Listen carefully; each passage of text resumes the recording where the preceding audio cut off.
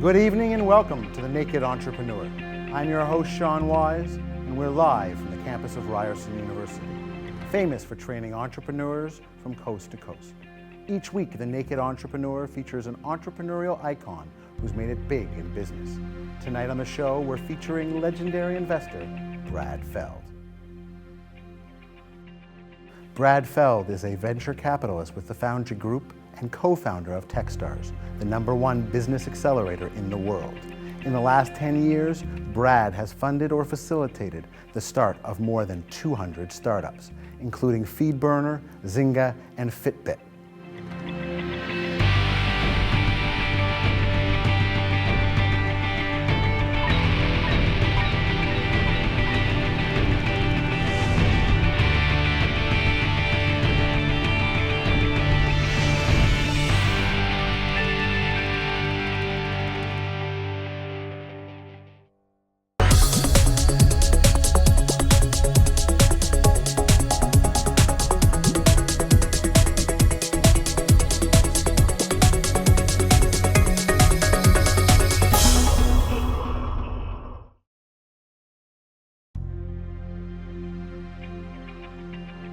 Welcome back to The Naked Entrepreneur. I'm Professor Sean Wise, and our guest today, Brad Feld.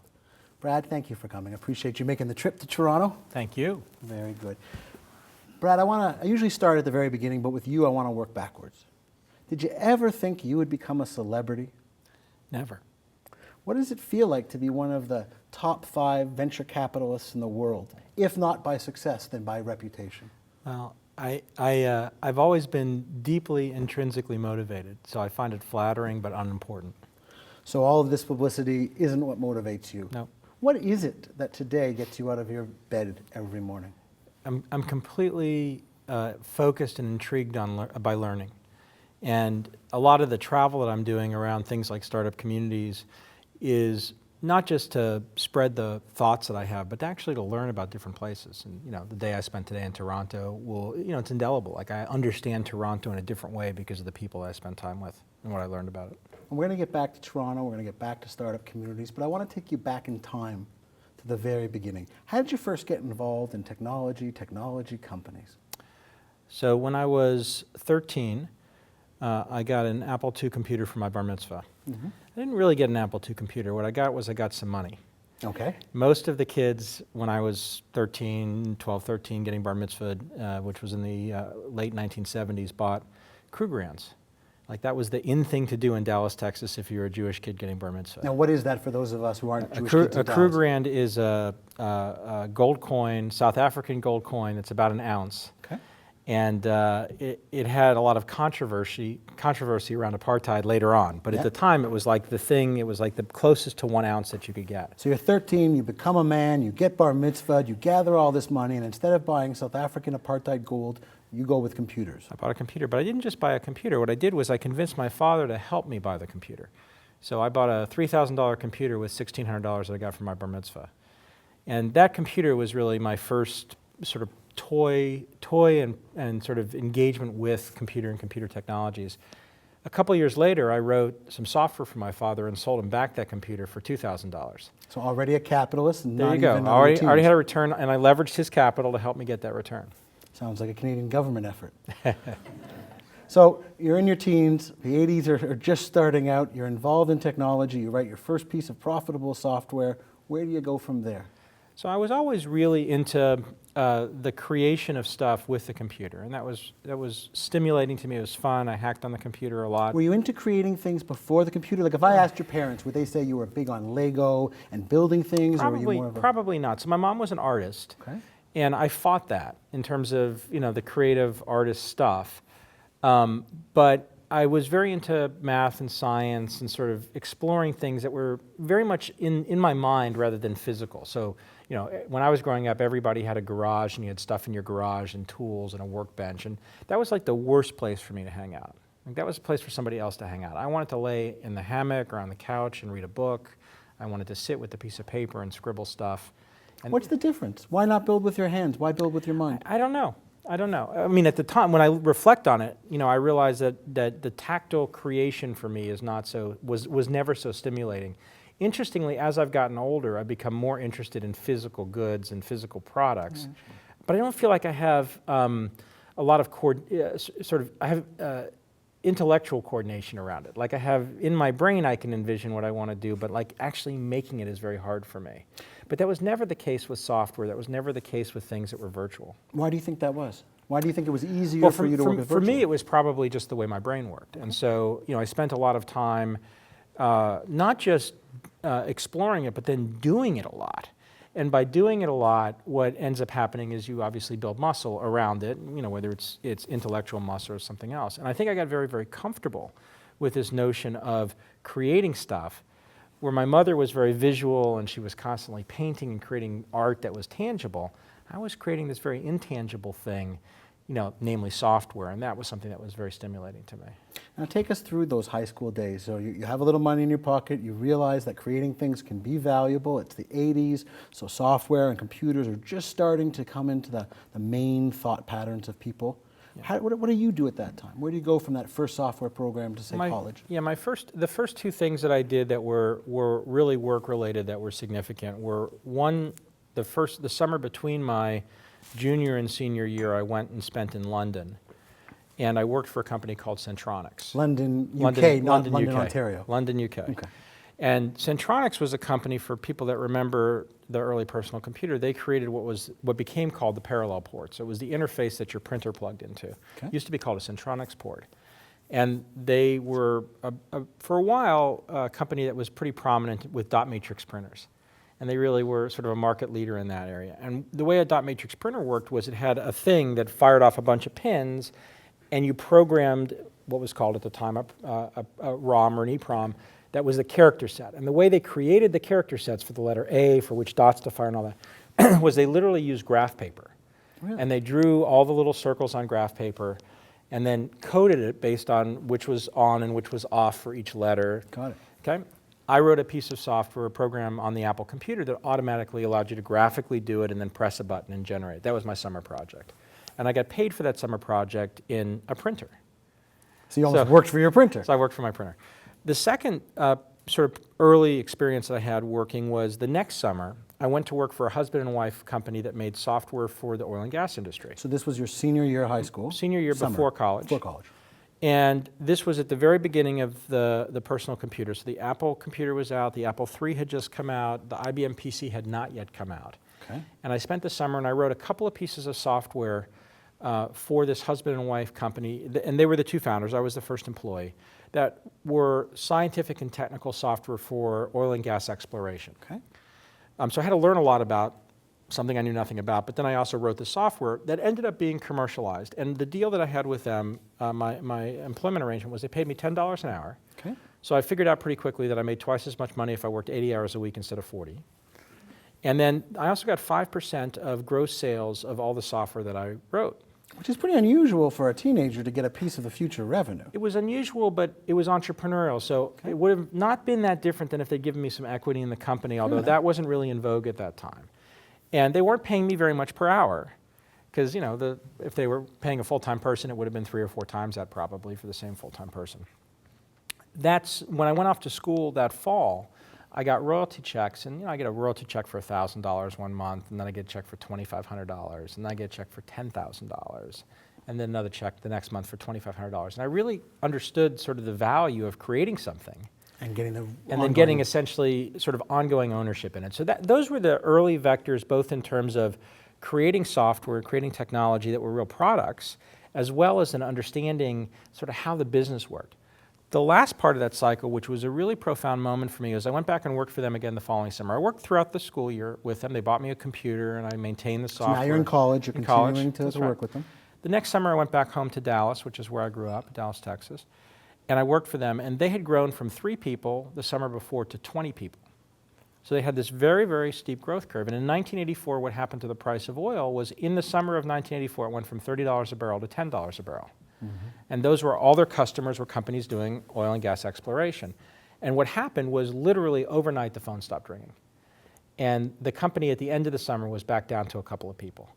And so I had this experience very early of the cycle of a business that grows very, very, very quickly, because of a product, but then because of some exogenous factor or factor within the business collapsed. So you learn that even as an entrepreneur, no matter how hard you work, there are externalities that can influence the success. You say it was profound. 20 years later, how is it still affecting you? Well, two things. One is the entrepreneurs didn't give up. So this is 1984, and the entrepreneurs, Chris and Helen Aves were the entrepreneurs. Chris had this belief that the record was going to be replaced by the CD. The CD had just come out, and there were no retail stores for CDs. And still record stores. Still record stores. So he opened the first, in the United States, the first CD-only store. Wow. And he took the software that he'd written for oil and gas accounting, and he modified some of the pieces of the software. He continued to maintain the existing customers that were still in business, so he got some revenue from that. Rebuilt a new product that was a retail point-of-sale product. So using the same underlying concepts. Same basic ideas. A little bit ideas. of a pivot on top, though. Was That's that your right. first pivot that you got to see? It was yeah, probably the first pivot. And in that, he then ended up creating a business. He had a successful CD store for a little while. But really, what he was creating was a way to build a piece of software that he then sold to all the CD stores that appeared across the country. So he could double dip. He could use some of the same technology, but repackage it That's and right. resell it. And the thing that sort of, if you follow the arc, 20-something years later, is this notion that you can create something out of nothing, that the path of creating something out of nothing is not easy, and it's often very unpredictable, even when you have steep success. And that success is fleeting. And it doesn't, just because you have some success for some period of time, doesn't necessarily mean that you have a sustainable phenomena as a business. And all of those things happened to me when I was 18, 19 years old, on the front lines, because I was close to them. They were mentors to me. I was, an important part of their business. It was putting money in your pocket. It was relevant to you. That's right. And when the royalty checks went from, even $1,000 a month to zero, and then the next month there was no check, I didn't think I was getting screwed because they weren't sending me checks. I knew they weren't selling any software. Right? So sort of all of those connections were pretty important early on. How did those connections, those experiences, help you post-college with the founding of Feld Technologies and that sort of, once you leave school and decide what you're going to do next, how did those early experiences influence your first choices? Sure. So Feld Technologies was started sort of out of this experience. While I was in school, I was essentially still doing some consulting work for them or working part-time for them. And I started having other people would come to me and say, hey, can you help me with this software, that software? And when I say other people, they were business people in Boston that somehow found out about me through random connections. There was no marketing, there was no plan. It was just like I had a little bit of a reputation that had developed. Friend of a friend, hey, there's this guy that can do this or that. And I think it was my junior year, I went home for Christmas break, or I went to California, to Los Angeles for Christmas break with a fraternity brother. And his stepfather had a dental practice. And the dental practice was not your ordinary dental practice. He had like 100 doctors. He made about $10 million a year, $15 million a year. And what he did was he was in a difficult part of LA, and he ran basically a program where he serviced all of the union employees. And he had contracts with the unions, and as a result, he got paid to basically clean people's teeth and replace, teeth and do root canals. And he built essentially an assembly line of dentists who did a good job. It was solid dentistry. It wasn't. But dentistry and service businesses definitely aren't known for scalability. No. But yet he figured out how to scale it. And he had done this all entirely with paper. He created a call center before people really knew what a call center was, where he'd call these people, and he had a room full of people that were pulling files from dates and all this sort of stuff. And the end result of all of that was I hung out with him, and he was starting to computerize it. And I said, Peter, I could probably do this.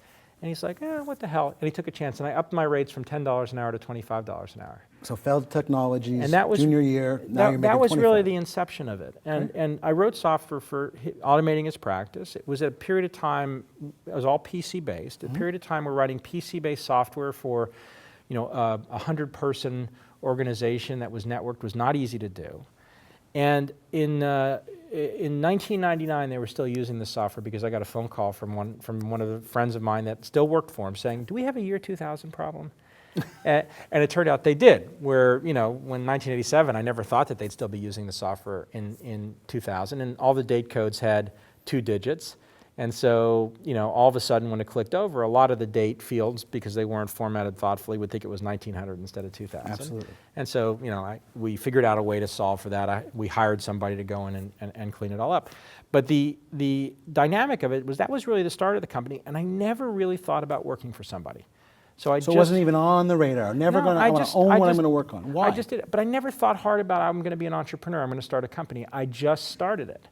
And what happened was I was fascinated with this idea of solving problems. I loved having the flexibility to figure out the problems, not just for the people I was doing this work for, but also sort of this notion of what is this business thing and how does it evolve? So I had the opportunity to work on the technical problem of actually writing the software, the business problem of figuring out the solution to their business problem, and then kind of the meta problem of actually creating a business. I had a partner join me in 1987, and his name was Dave Jilk, and he and I, essentially at that point, we capitalized the company formally. And the company's business was custom software for business to business. Custom software, mostly business to business. In the early 90s. Yeah, late 80s, early 90s. And so you capitalize it. $10, 10 shares of stock, $1 a share. You took it out public to the market? No, I got 6 shares, he got 3, and my dad got 1. My dad was an advisor, a board member, a mentor, and he signed a $20,000 credit line. Okay, so he provided essentially some backstop financing for us. We hired a bunch of people in the summer of 1987, a bunch of people that were college students, friends of ours, et cetera. We scaled up the business, and in June we lost about $10,000. That's June, though. That's June. And in July we lost about $8,000. Okay.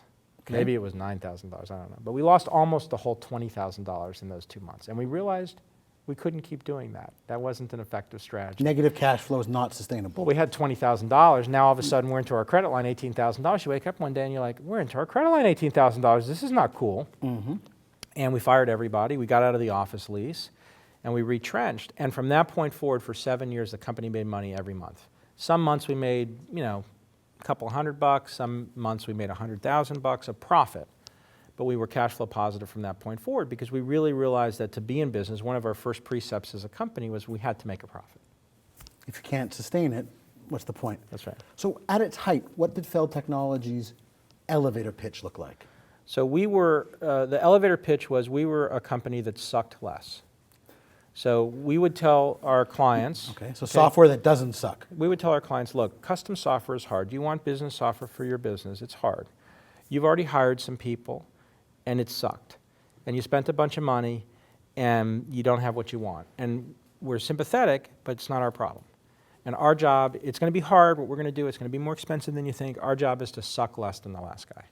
That was our elevator pitch. And the clients of ours that understood that were awesome clients.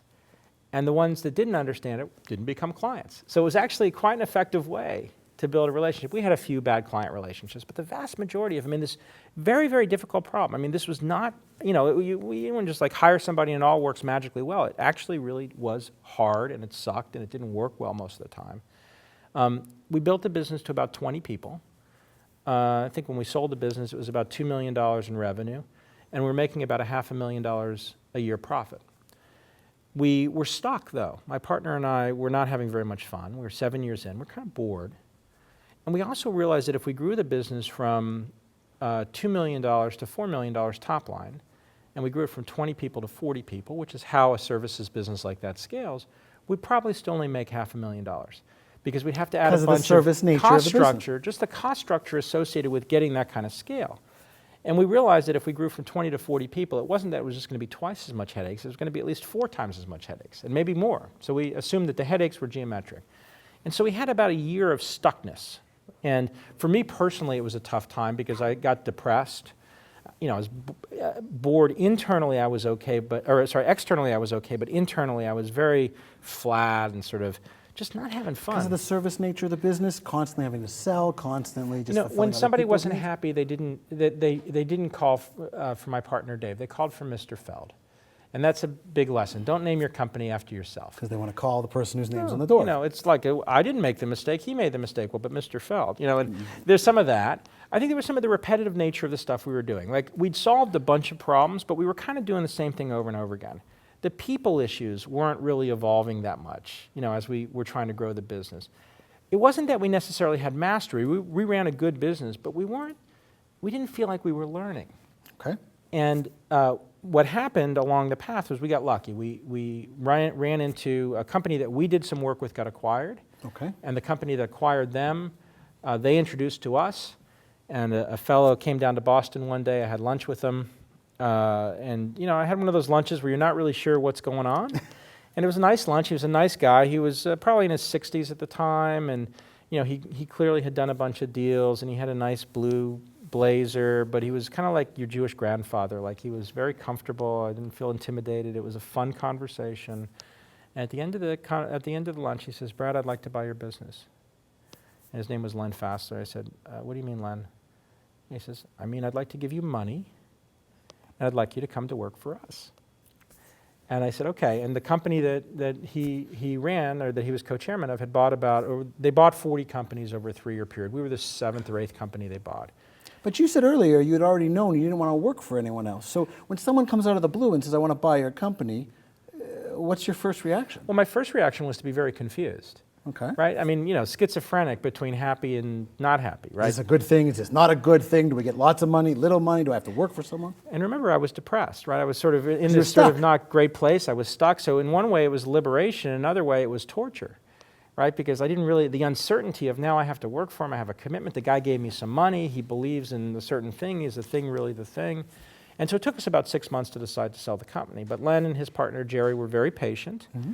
And they had a public company, so we could see what they were doing, and we kind of understood, and they were very communicative with us about what their strategy was, and they went and they bought some more companies, and were very open about their interest in working with us. And one day, Dave and I woke up and were like, "Let's do it, let's sell it." So we sold the company to these guys. They gave us a good deal. We were complete rookies and novices in any sort of deal making. But they gave us a fair deal. And then the stock appreciated a meaningful amount. So it became from a fair deal to a better deal. And I ended up very, very quickly growing our $2 million business to about a $5 million division of this very rapidly growing company. Which in turn, as you grew their business, grew your value of the wealth that you had generated through the equity. That's right. Okay. And then what happened along the way was interesting, which is that we being the company that bought mine, a $20 million version of my company. And there was a CEO of that company, and I did the work on the deal. I was a technical due diligence. I spent time on the deal understanding it. And this was my introduction. I was now getting introduced to doing deals. And I was kind of the technical guy that they'd bring. Every company they bought, had a couple of sales-oriented people and then a technically oriented person. But most of the businesses they were buying were selling computer equipment. They weren't selling the services, and they weren't really selling.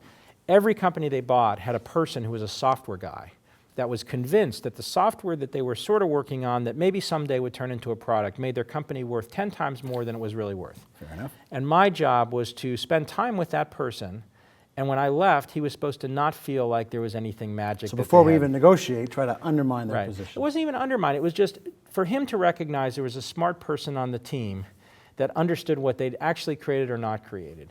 And I actually made a bunch of friends in that because the technical people that I'd spent time with that were technical founders had respect for other technical founders. They just didn't have respect for these other people that weren't technical founders, the suits, including their partners in a lot of cases, that were their business partners.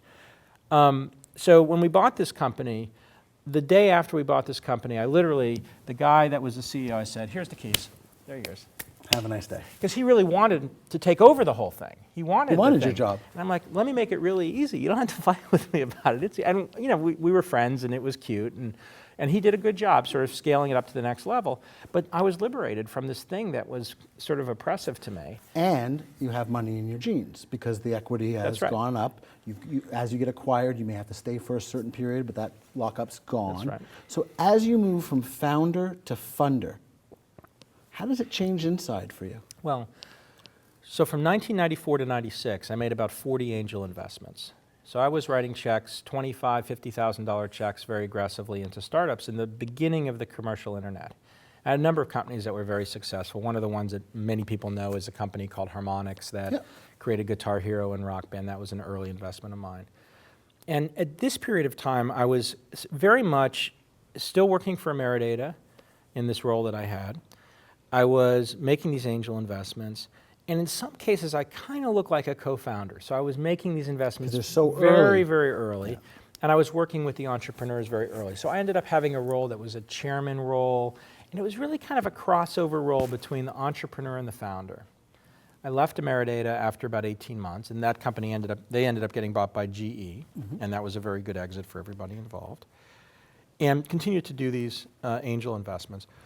And along the way, I co-founded another company called Interalliant with Len, the guy that bought my first company, and two other guys, a guy, Raj, who he and I have now done 8 companies together, and another guy, Steve.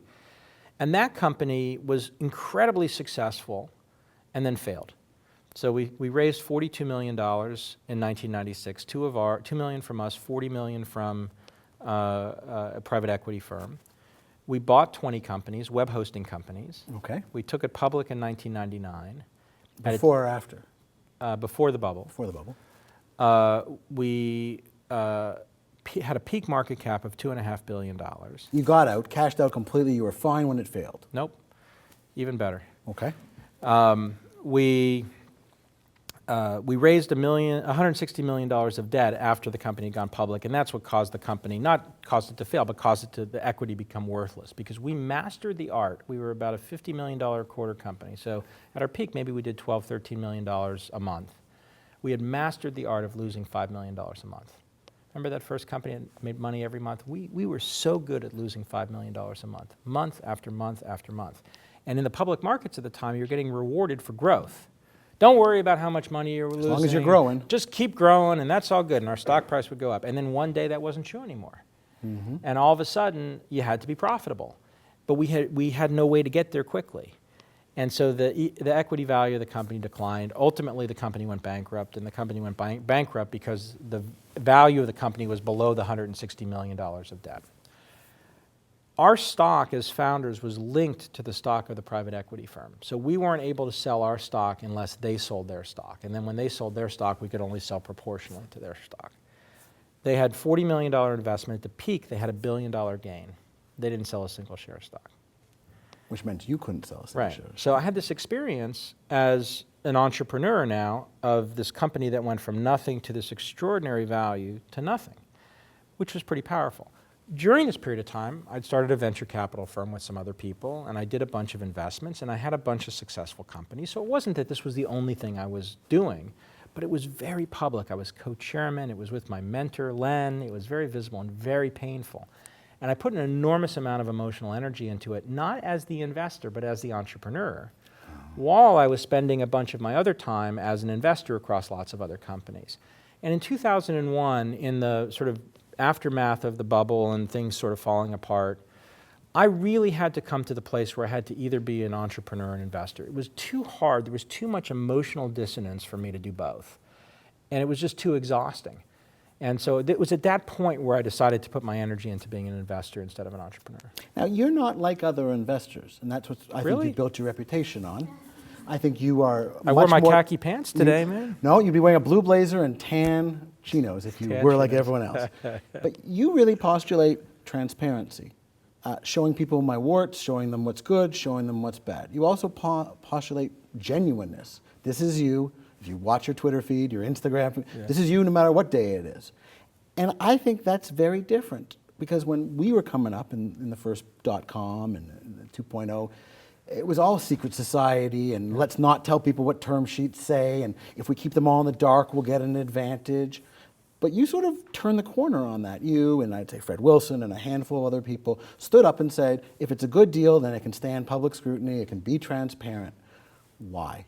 Why did you decide to try it a different way? So probably two things impacted that. I guess the preamble is, I guess I never really viewed myself as, a venture capitalist from that frame of reference. And it's the kind of thing where I never really felt like I worked for anybody. Sure, I worked for Ameridata for a couple of years. They bought my first company.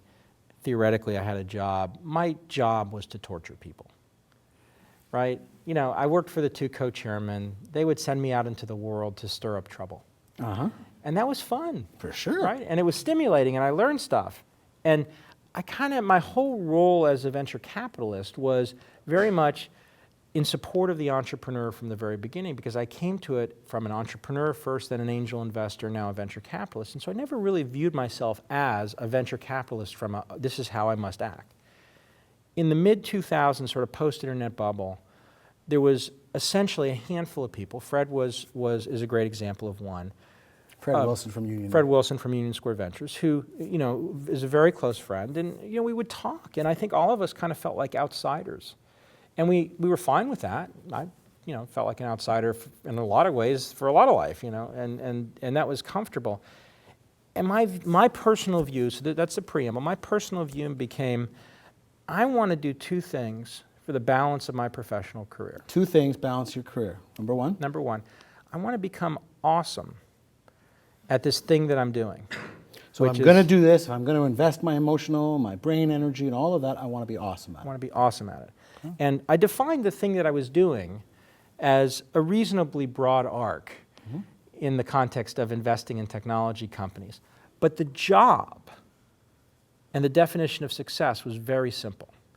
My investors give me a box with money in it, and I'm supposed to give them back a bigger box with more money in it. Pretty simple, it seems. That's it. And so everything I do is in support of that goal. And when I thought about how I wanted to approach it, so this is the first part, if I wanted to be awesome at it, the best way to do it was to be completely and fully engaged in it without any sort of veneer about how it worked. And that leads to the second part, is I wanted to, while I was doing that, I wanted to make sure I was learning as much as I possibly could on a continual basis, because I didn't think that there was ever a way to have total mastery over this. Because it's continually changing, it's lifelong learning, and it's lots of different things that input it. To be awesome at it, I had to constrain what I was doing. I had to focus on a particular category, software internet. I had to focus on a particular geography, North America. But I had a premise, for example, that you could do this anywhere in the world, that you didn't have to do it in Silicon Valley. In fact, when you look at where Techstars has really expanded, it's not into the Valley, it's into more robust economic areas that don't have that. That's right. If I'm guessing. That's if I look at totally where fair. you've chosen to grow, I mean, Boulder, fabulous quality of life, very Canadian, clean air, people are nice to each other, but it's close enough to be the flyover zones, you can get where you need to go, but you grew a community there from almost zero to nothing. Deliberately. Excuse me. Deliberately. And, you know, Foundry Group, same thing. My three partners and I are all based in Boulder. But we invest all around the country. So I had this premise that you could invest broadly, but still I had to constrain it a little bit. I wasn't going to invest in Asia. I wasn't going to invest in China. I wasn't going to invest in Europe. I wasn't going to invest in late stage other types of deals. I tried to pick a thing that I felt like I could be awesome at. Okay. And that I felt had an opportunity for me to learn continually. And those two things together linked to this notion of living it in public. Because I figured I would learn the most if I exposed the things I was thinking about as much as I could. Let's talk about learning the most, because I know that I could talk to you for hours, obviously, but we're going to eventually run out of time. Let's talk about learning. So you've done now dozens of cohorts at Techstars. You've seen thousands of companies go apply for the process, hundreds go through the process. What have you learned from all of these founders? Well, many things. One of the things that sticks out at me, and it links back to the arc of venture capital and sort of how I think about investing. When I made those first 40 angel investments, I was totally focused on two things, people and the product. People and the product. I focused on, are these people I want to invest in, and are these people who want to work with me? Bidirectional. One way doesn't work. It has to be both ways. And do these people, or these entrepreneurs, obsessed about their product? Obsessed. Not enough just to be interested. Obsessed. 4 a.m., still working hard. That kind of obsession. Blood coming out of their eyeballs, obsessed. Rip it from their cold, dead hands. And, you know, hair growing on their ears, kind of obsessed. Like stuck obsessed to the keyboard, typing away. That's right. And those things had to be together. Desire to work with them and them to work with me, and obsessed about the product. Through the arc of venture capital, and you look at sort of how the traditional evaluation, is the market big enough?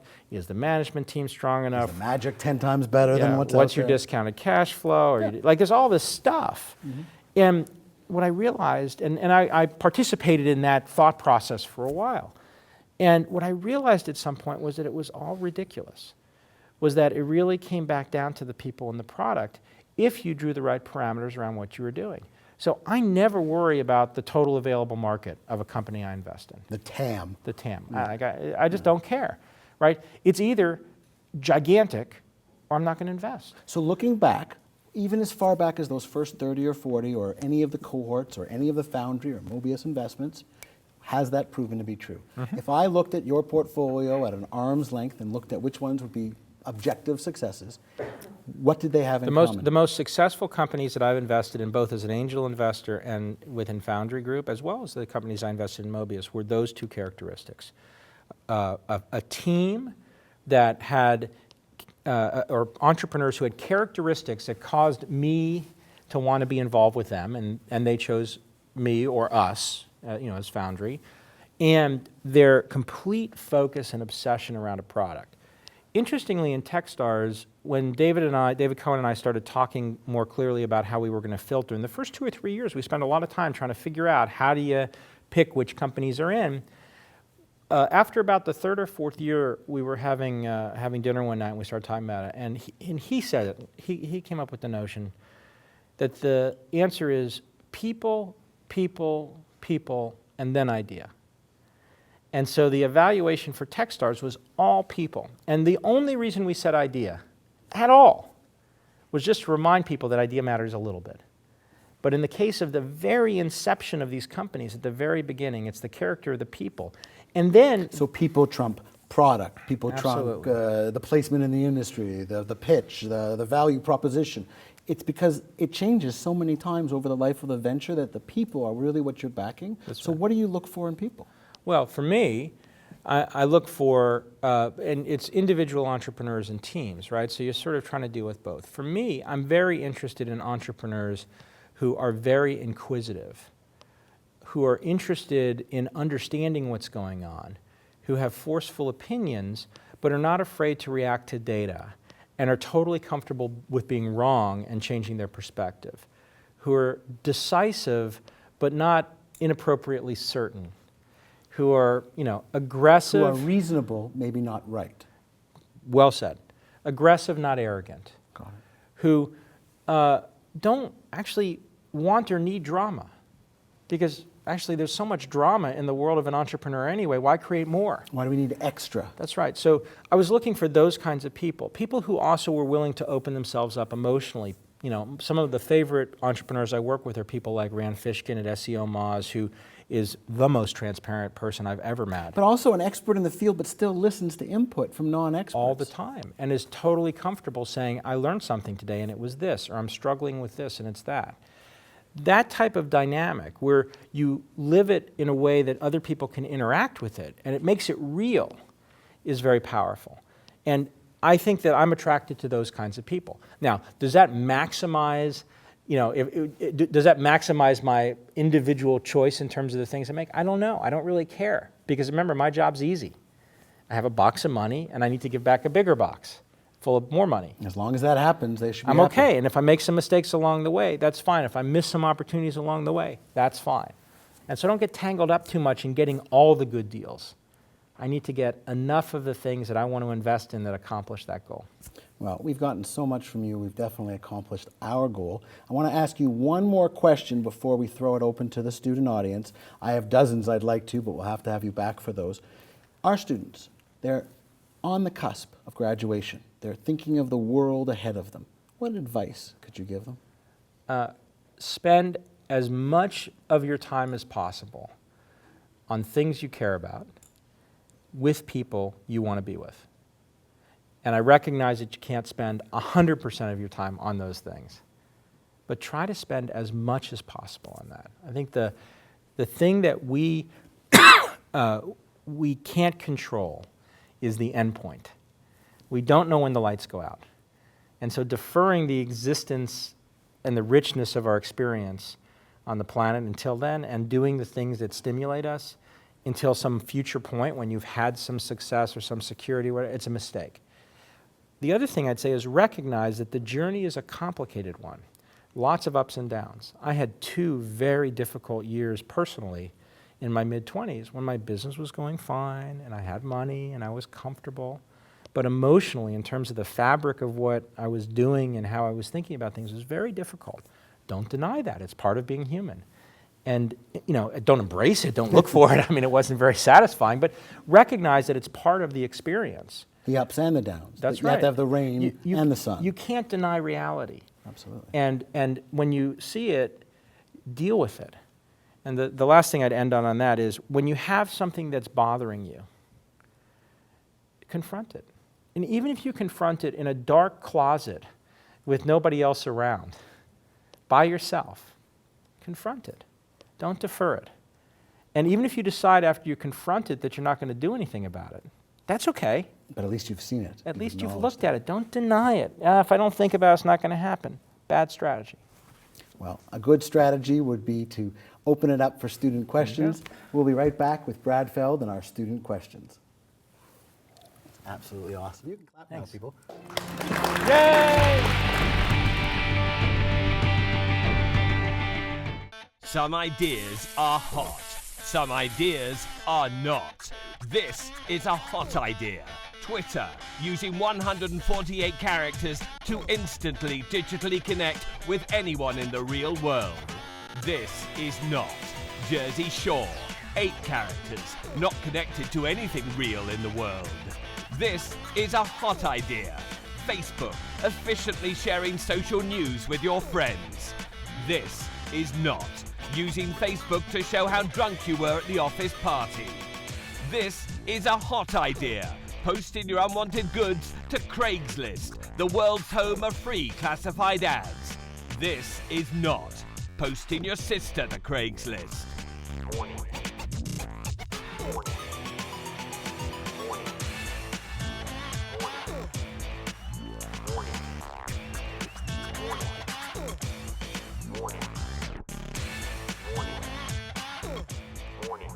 Friends don't let friends pursue bad ideas.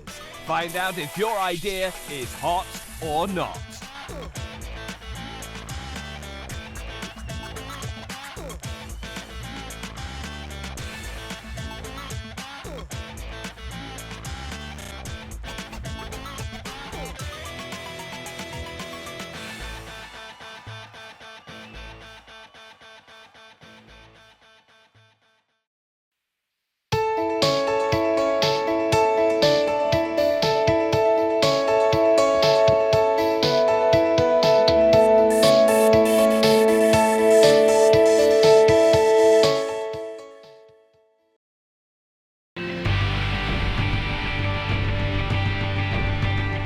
Welcome back to The Naked Entrepreneur.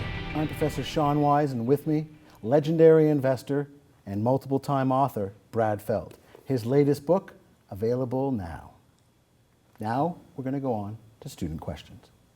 You know, entrepreneurs go through times and times and go through this question. Should I continue my business or should I stop? I don't know if I should go on or stop it. You know, the confusing point.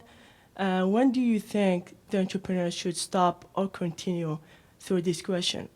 So the question is, not every day it's sunny. Some days it rains. There are ups and downs in any entrepreneurial life. I think Seth Godin wrote the book The Dip, and it talks about it's always darkest before the dawn. Yep. It's also always darkest before you die. So how do you know when it's a crap day? Is it another crap day in front of a line of long crap days, or is it the last crap day and goodness is around the corner? How do you advise entrepreneurs? So I don't think that there's any way to know. Okay. So what is most important at that moment when you're struggling and it's been difficult thing after difficult thing and you start questioning whether it makes sense to go on is to pause and to just hold the thought in your mind for a little while, a couple of days, a couple of weeks, as you're continuing to grind through what's going on. Because once you have the thought, the mistake is either just to deny it, just push it away. Nope, I'm going to run this thing forever no matter what. I'm never going to quit. There is no quit. Quit doesn't exist. That's a mistake. The other thing to do is to react to the fact that you're having the thought and all of a sudden go in a spiral. So if you hold the thought and say, maybe this isn't working, and I have two paths. Path one is to keep going and try to make this a good thing. Path two is to call it a day. I'll tell you a story just briefly in terms of example of that. For me, I had a really, really difficult year in 2001. Virtually all of the companies I was involved in were having trouble. Many of them, and that I was an investor in, failed, shut down, ran out of money, couldn't keep going. And that year I was involved in about 10 companies that failed. You know, you have that, you chill out, you watch some TV, you listen to some music, you go to sleep, and you say, before you go to sleep, tomorrow morning I'm going to wake up, it's going to be a new day, I'm going to start over. In June of 2001, I realized every day had been worse than the previous day. And I changed my mind.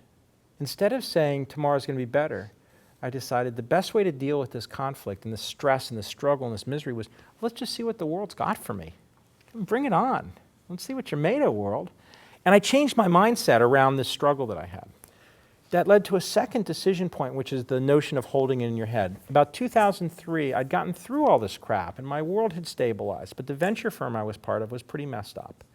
And I was very, very, very unhappy with it. I was unhappy with the firm. I was unhappy with the dynamics and where we were heading.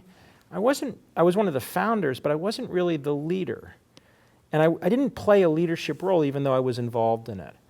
And during this period of time, I thought very, very hard about quitting. And we had 4 original founders, 2 that had left, and 1 that was still there. And the one that was still there was the one, other than me, was the one that was really the face of the firm. And during this period of time, I spent about a month where I imagined that I had quit while I was going through my day-by-day work and how I would feel. And at the end of that, I concluded that I didn't want to quit, that I wasn't comfortable being the 3rd founder to leave and not having at least taken a shot at getting it to a better place. And so I doubled down my effort and involvement. But by holding it in my head for a month rather than reacting, I mean, there was a day, I actually remember driving home and being on the phone with a friend where I'm like, I'm quitting today. Like, I've had it. I'm done. And, you know, and then I got home and I'm like, nah, you know, I just need to, okay, I know what that feels like, but I'm not sure I'm ready for that. That's how I'd approach it. Great. Sure, thanks. My second question is, what's your definition of personal entrepreneur? What was the word? Definition of your entrepreneur. Of entrepreneur? Yeah. Entrepreneur is somebody who creates a business from scratch. It's a pretty good definition. What about a definition of entrepreneurial success? I struggle with defining entrepreneurial success because I do not think that there is a single definition. I think it's a mistake to define it in a generic way because there are many, many archetypes of people and many things that create success. There are many cases of entrepreneurial success that are financial, that have very little emotional success associated with it, and the inverse is also true. Plenty of people who haven't had dramatic financial success, but have had very, very impactful emotional experiences, sometimes because of their contribution, sometimes because of what they've gotten out of it. So I'm very hesitant to define specifically what entrepreneurial success is. I will say that personally, I think that as a human, success is when you look back on your life with satisfaction for the way that you've invested the finite time that you had on this planet, whatever that is. So no judgment on it, but you as an individual, when you look back on it, you're satisfied with how you've made that investment of your time. Ladies and gentlemen, our guest today, Mr. Brad Feld. Thanks for having me.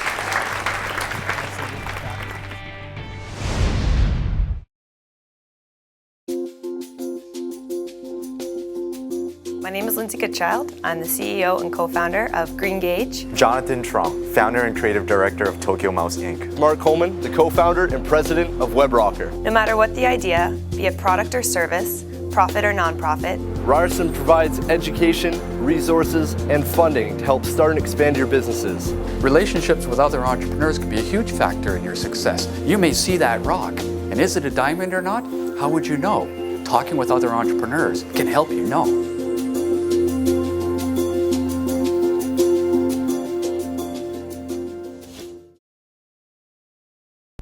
Tonight our guest was Brad Feld. Tonight we learned about one man's journey from accidental founder to the world's most recognized funder. Brad shared his personal insights gained from investing in hundreds of startups. With his honesty and his transparency, Brad was truly the naked entrepreneur. From all of us at Ryerson University, I'm Sean Wise. Thanks for watching.